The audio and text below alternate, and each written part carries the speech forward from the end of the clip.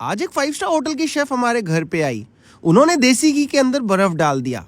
अब वो 5 star hotel की शेफ थी तो मुझे लगा कुछ खास बना रही होंगी, लेकिन फिर मैंने उनसे कह दिया कि आप हमारे घर का घी क्यों ख़राब कर रही हैं। मैंने तो आपको रेसिपीज़ बनाने के लिए बुलाया है, लेकिन अगर आप हमारे घी को ऐसे ख़राब कर देंगी तो रेसिपी हम आगे कैसे तैयार करेंगे। तो वो बोली, भाई साहब मैं रेसिपी ही बना रही हूँ, मैं आपके घी को ख़राब नहीं कर रही हूँ। मैंने कहा, भला ये कैसी बात हुई, घी के अंदर बर्फ़ कौन डालता है, मैंने तो आज से पहले कभी भी नहीं देखा। तो वो बोलने लगी, आपने आज से पहले कभी इसलिए नहीं देखा क्योंकि आपने ये रेसिपी हमारे होटल में आके खाई ही नहीं। खाई होती तो शायद आपको इस बात का पता पहले से ही होता। मैंने कहा, भला ये क्या बन रहा है जो मुझे नहीं मालूम है, आप प्लीज़ विस्तार में बताएं, क्योंकि इससे हमारे घर का देसी घी खराब हो जाएगा तो मुझे लगेगा कि मैंने आपको आज क्यों बुलाया है, लेकिन आप कह रही हैं कि आप कुछ खास बना रही हैं। तो वो बोली, भाई साहब मुझे बर्फ़ की मदद से ये जो आपका मेल्ट हुआ हुआ देसी घी था इसको जमाना है। मैंने कहा, हेलो, अगर जमाना ही था तो फ्रिज में रख देते, बर्फ़ की क्या ज़रूरत थी।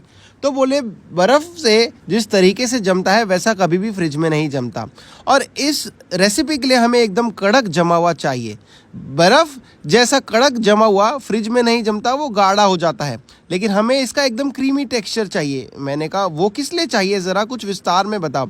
बोली, जो मौसम चल रहा है और जो आज मैं चीज़ बना रही हूँ वो इतनी स्पेशल है, हमारे होटल में इतने महंगे दामों में तो बिकती है, लाइन लग के बिकती है, लोग आते हैं और इसे ख़रीद के जाते हैं। मैंने कहा, भला ये है क्या चीज़। बोले, हमें इस घी को अच्छे से जमा लेना होगा। मैंने कहा, घी तो अच्छे से जम गया है, बर्फ़ की मदद से ऐसे घी जमते हुए मैंने पहली बार देखा है, आपने तो घी का मक्खन निकाल दिया एकदम। बोली, हाँ, और अब बस समय आ चुका है, हमें इस बर्फ़ को साइड करके बाहर निकाल लेना है। मैंने कहा, बर्फ़ को अगर साइड निकालना ही था तो डाला क्यों। तो बोली, बस इसी तरीके से जमाने के लिए। तो मैंने कहा, जमे हुए घी का भला हम क्या करने वाले हैं, थोड़ा विस्तार में बताओ। तो कहती, हमें इसमें से एक्स्ट्रा पानी निकाल लेना है और ये जो घी जम गया है इसको हाथ की मदद से अच्छे से फेंट लेना है। मैंने कहा, घी तो आज आपने मैडम लगता है ख़राब कर ही दिया। तो बोली, बिल्कुल निश्चिंत रहें, अगर आपका घी ख़राब हो गया तो मैं मेरे घर से ला के दूँगी, लेकिन आपका घी नहीं ख़राब होने दूँगी। प्लीज़ मुझे इसमें थोड़ा मैदा डालने दो। मैंने कहा, मैदा। कहती, हाँ, लगभग 2 से 3 कटोरी मैदा इसमें अच्छे से डालो और घी के साथ गूँथो। मैंने कहा, घी के साथ मैदे का क्या काम भला, थोड़ा विस्तार में बताओ। तो कहती, मैं एक मिश्रण तैयार कर रही हूँ जिससे इस मौसम की सबसे स्पेशल चीज़ मैं तैयार कर दूँगी। मैंने कहा, ठीक है, मैं आपकी बात पे भरोसा करता हूँ, क्योंकि अब वैसे भी हमारा घी तो लग ही चुका है इस मैदे के साथ, और अब ये किसी काम आने भी नहीं वाला है। आप ही कम से कम प्रक्रिया पूरी करके हमें दिखा दो। तो उन्होंने इसमें 1 कटोरी अच्छा एकदम ठंडा दूध डाला। ये दूध एकदम ठंडा, एकदम चिल्ड था। तो सारी प्रक्रिया में जो भी चीज़ें हम ले रहे हैं सामग्री, वो एकदम ठंडी ले रहे हैं, एकदम चिल्ड ले रहे हैं। आगे आगे इसका एक पेस्ट बना के तैयार करा और उसे एक पतीले में निकाल लिया। पतीले में साथ ही एकदम आपको ठंडा पानी, बर्फ़ वाला, एकदम फ्रिज वाला ठंडा पानी आपको इसके अंदर डालना है, और एक विस्कर की मदद से पानी डालने के बाद इसे मिक्स करना है। पानी जितना ठंडा होगा उतनी ही प्रक्रिया बढ़िया बन के तैयार होगी, रेसिपी बढ़िया बन के तैयार होगी, ऐसा उनका कहना था। मेरे को अभी तक नहीं समझ में आ रहा था ये बन क्या रहा है, और जैसे ही मिश्रण तैयार हो गया एकदम बढ़िया मुलायम मुहिम, तो मुझे लगा कि काश मुझे भी पता होता, घर पे हमने पहले ये ट्राई करके देखा होता, क्योंकि चीज़ बड़ी स्पेशल लग रही थी। उसके बाद उन्होंने इसको छाना और अच्छे से इसके लम्स ना बने छन्नी से मदद से ऐसे अच्छे से पार करा। तो आप देखेंगे जो मिश्रण नीचे तैयार हमें मिला है इसमें बिल्कुल भी लम्स नहीं है। अब दोस्तों हमें चल लेना है दूसरी कढ़ाई की ओर, जहाँ पे हमें ले लेना होगा थोड़ा सा ऑयल। मैंने कहा, ऑयल में मोहतरमा ये क्या रख रही हैं आप। तो बोली, एक सांचा रख रही हूँ, आपके पास ये नहीं है तो आप चाय की केतली भी रख सकते हैं। मैंने कहा, भला चाय की केतली क्यों। कहती, अभी आपको समझ में आ जाएगा, क्योंकि हमें इस प्रक्रिया के लिए गोल सा शेप चाहिए होता है।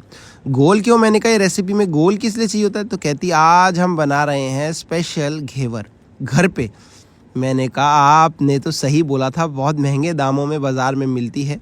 कहती, ये इतने से पतीले में जो मिश्रण तैयार करा है ना 200 ग्राम घी से, इसमें तो मैं 8-10 घेवर बना दूंगी भाई साहब आपके। मैंने कहा, सच बताइए मोहतरमा। तो बोली, हाँ, आज ये 5 स्टार इतनी ज़बरदस्त रेसिपी हमारे घर में इतनी अच्छी क्वांटिटी में बनके तैयार हुई, क्योंकि घेवर जितना घर में आ जाए कम लगता है दोस्तों। तो आगे आगे इसमें हमने बूंद बूंद करके थोड़ी सामग्री डालनी है। पहले वाला घेवर तो मुझे लगता है ठीक से बन नहीं पा रहा है, क्योंकि गाइडेंस उनकी है, प्रिपरेशन हमारी है। कभी कभी हमसे लगता है चूक भी हो जाती है। उन्होंने तो यहाँ पे सारा मिश्रण बना के बोला, चलो अब ट्राई करो, लेकिन पहले वाला हमसे उतना परफेक्ट नहीं बन पाया, आप जैसे कि देख सकते हैं। लेकिन कोई बात नहीं, दूसरे वाला बहुत बढ़िया बनेगा।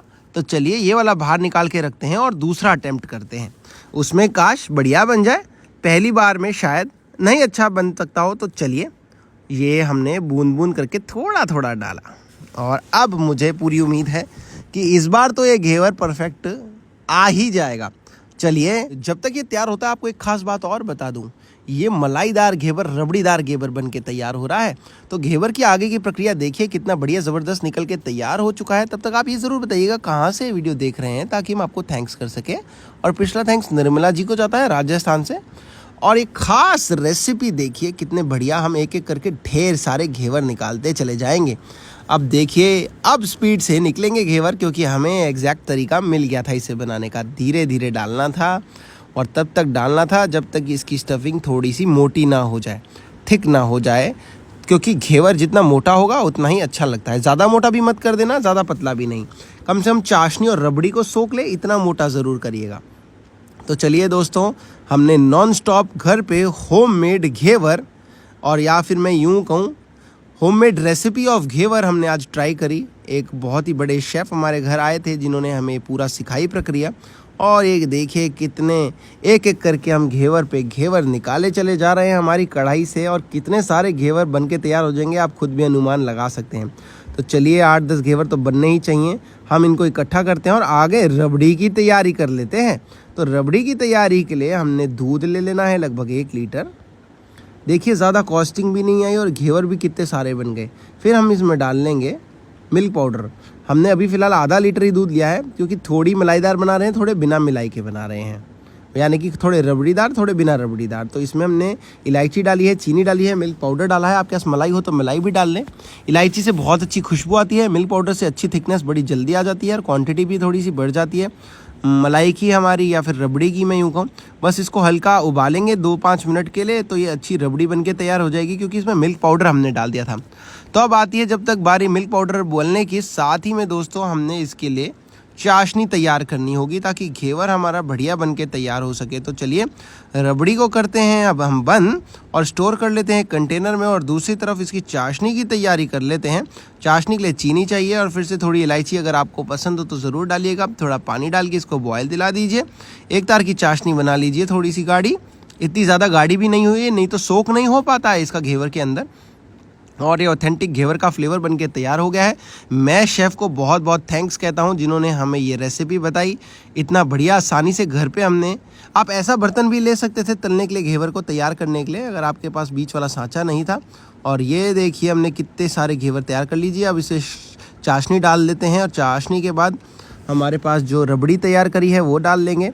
थोड़ा सा ड्राई फ्रूट हो, आपके पास सिल्वर वर्क हो, उसके साथ इसे गार्निश कर लीजिए। तो चलिए आपको दिखाते हैं इसकी फाइनल लुक किस तरीके से होने वाली है। चाशनी डालने के बाद अब समय आ चुका है इसके ऊपर रबड़ी डालने का।